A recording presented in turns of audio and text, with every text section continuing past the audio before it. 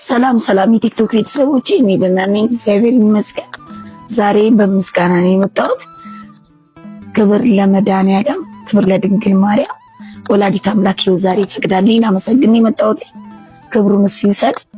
ይኸው ዛሬ ክቡር ፕሬዝዳንት አቶ ኦርዲን በድሪ ይኸው ዛሬ ቁልፍ አስረክቦኛል። በጣም ደስ ብሎኛል።